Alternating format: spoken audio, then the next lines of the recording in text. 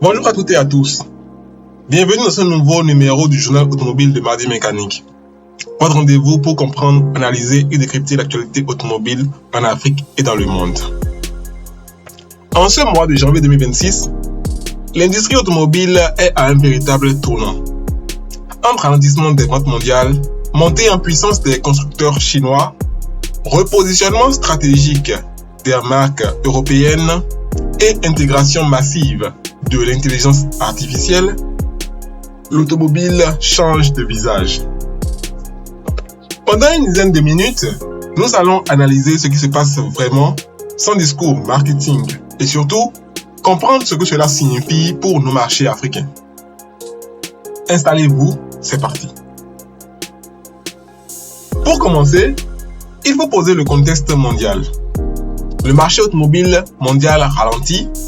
Les prévisions publiées fin 2025 et confirmées en janvier 2026 indiquent une baisse légère des ventes mondiales autour de 15 à 16 millions de véhicules.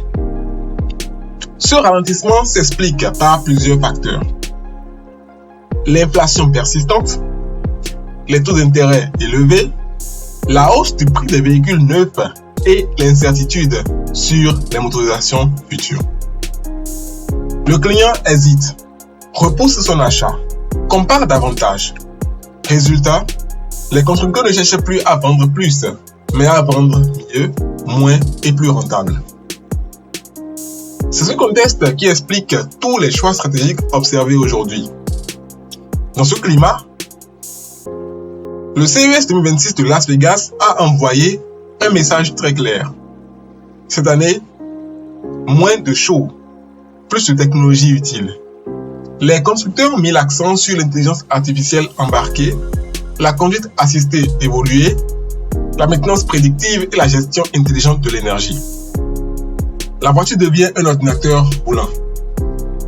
L'intelligence artificielle permet aujourd'hui d'anticiper les pannes, d'adapter la conduite au style du conducteur, d'optimiser la consommation réelle et de simplifier le diagnostic en atelier. Mais surtout, un signal fort est apparu. L'électrique 100% marque une pause stratégique, ce qui nous emmène naturellement au sujet suivant. En janvier 2026, le discours a changé. Les constructeurs reconnaissent enfin que les infrastructures de recharge sont insuffisantes, que les batteries restent chères et que l'autonomie réelle ne correspond pas toujours aux promesses. Résultat, les hybrides deviennent la solution dominante. Hybrides simples, hybrides rechargeables, motorisation mixte, ce sont les vraies stars de 2026. Pourquoi ça? Elles sont plus rassurantes, moins dépendantes des bornes, les coûts d'usage sont maîtrisés et elles sont adaptées aux pays émergents. Pour l'Afrique, c'est d'ailleurs une excellente nouvelle. Autre fait marquant de ce mois de janvier, plus de 50% des concessions utilisent déjà l'intelligence artificielle.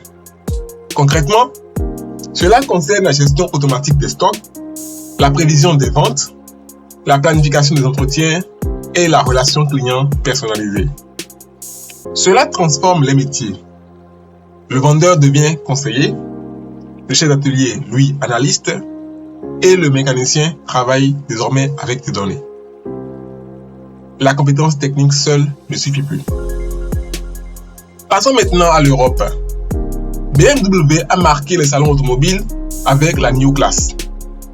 Ce modèle représente une nouvelle plateforme, une nouvelle architecture électronique et une nouvelle vision du premium.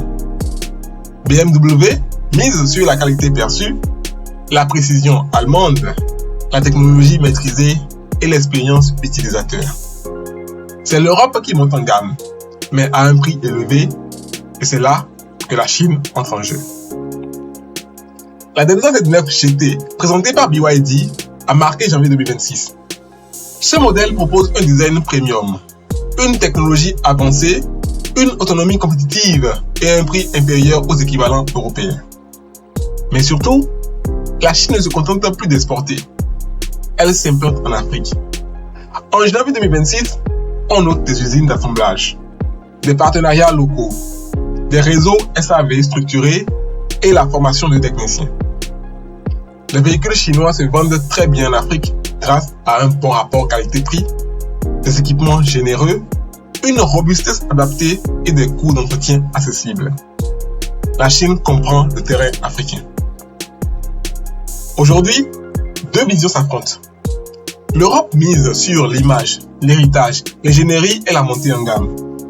La Chine, elle, mise sur la vitesse, la flexibilité, l'innovation rapide et des prix agressifs. Le combat est déjà là et l'Afrique est au cœur de l'enjeu. Enfin, le marché de l'occasion explose. Au Maroc, les ventes ont progressé d'environ 13%. La tendance est similaire dans plusieurs pays africains. Pourquoi? Le pouvoir d'achat, la fiabilité avant les nouveautés et les entretiens sont devenus prioritaires. Cela représente une opportunité majeure pour les mécaniciens, les importateurs, les formateurs et les entrepreneurs automobiles. Le technicien africain devient alors un acteur clé. Pour conclure, janvier 2026 nous a montré une industrie automobile plus réaliste, plus technologique, plus pragmatique.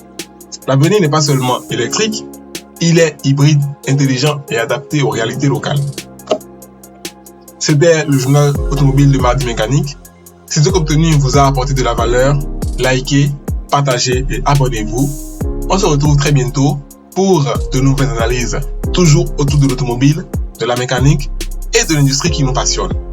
Bonne route à tous. L'automobile évolue. Mardi Mécanique vous informe.